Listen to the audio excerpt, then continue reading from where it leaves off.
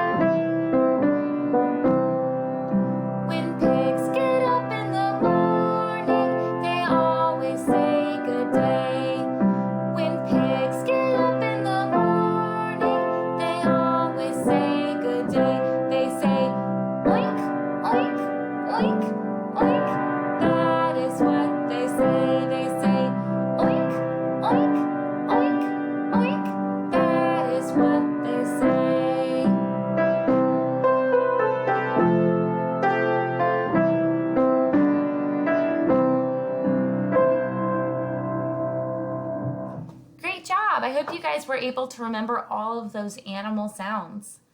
So something that we talk a lot about in music is high and low sounds.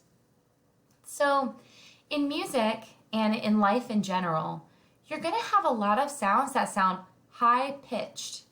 Now, when we say high and low, I don't want you to think about if something's loud or soft, because that's a different term. If we think high and low, we think, is it a really high pitch and kind of twinkly, or is it low and deep? So if you have a sound that is that has a high pitch, those are the animal sounds. If you have a sound that has a high pitch, then it's going to sound really twinkly, right? Like really kind of like a bell or something that would jingle, or let's see.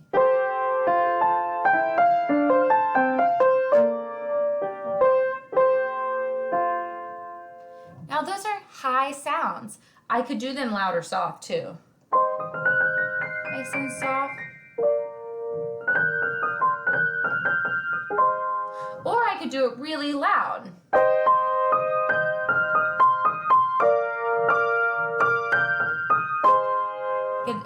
So high and low isn't loud and soft in music. Now, if I wanted to make a sound that sounded low, my piano also makes low sounds. It's where you have a very deep, full sound.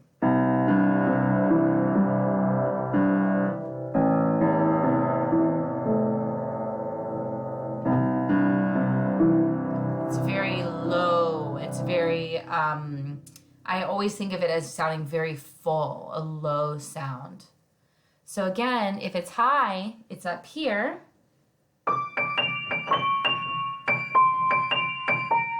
And if it's low, it's gonna sound like this.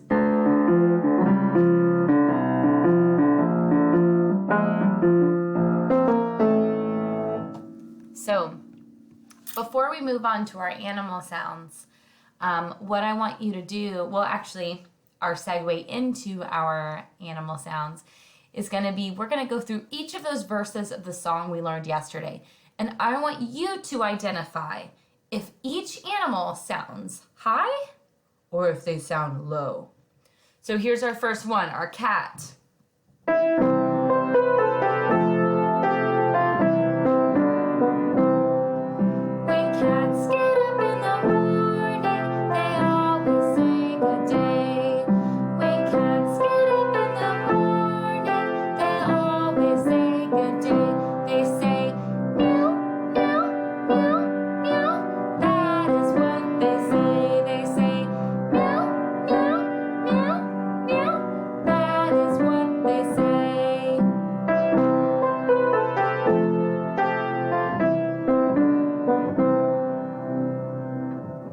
Okay, so think, is meow, meow, is that a high sound or a low sound? Meow, meow. All right, if you said high, then you are correct. Because it sounds really, I like to describe it as twinkly, but it's a very high-pitched sound, especially if it's a little kitten. Our next one is our dog.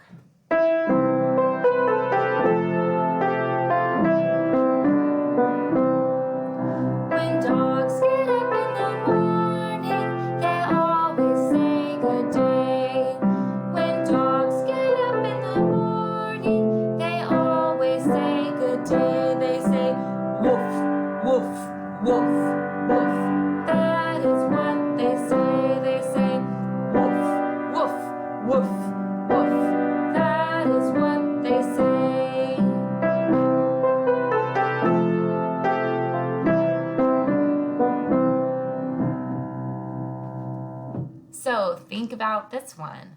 Woof, woof. Is that a high sound or a low sound? Woof, woof. Which one did it match better? It is a low sound. So sometimes I guess puppies could make a little bit higher of a little bark, but the way we sang it, or the way I sang it, woof, woof, that was a very low sound. Let's try this one.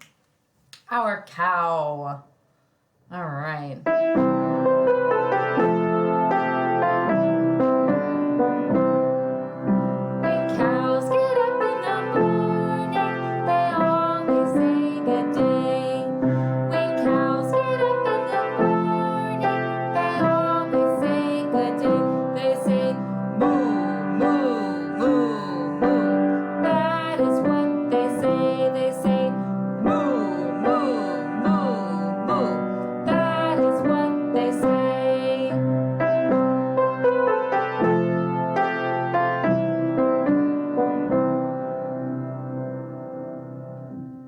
So on our moos, think, is that high or low? Moo, moo, moo. High or low? Moo. It was a low sound. Okay, so here is our last one. Our pig. And if you remember from yesterday when I do pig sounds, I like to put my finger on my nose and kind of make it go up like a little piggy up there. All right, here we go.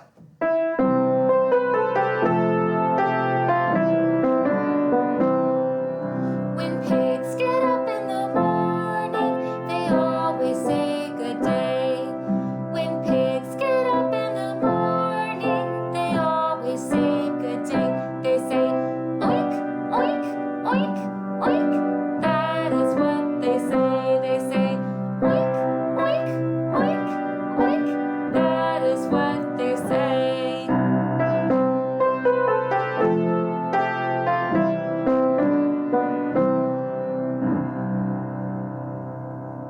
All right, so for oink, oink, was that a high sound or was it a low sound? Think high or low. Oink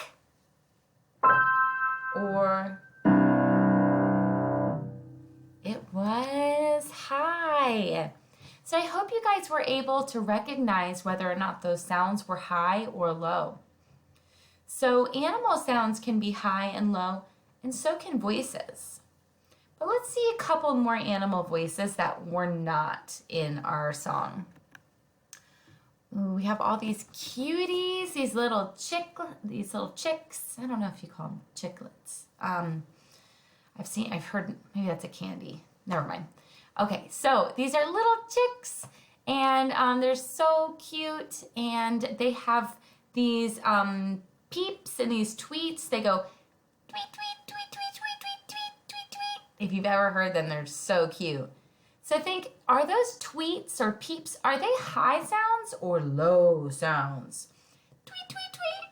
Is that closer to this? Or is it closer to this? Tweet, tweet, tweet. That one is a high-pitched sound. So let's try one more. Lion. So if we have a lion who has a big old roar, roar, is that going to be a high sound? Or is that a low sound? It is a low sound. So, like I said, our animals all have high and low voices, but so do people.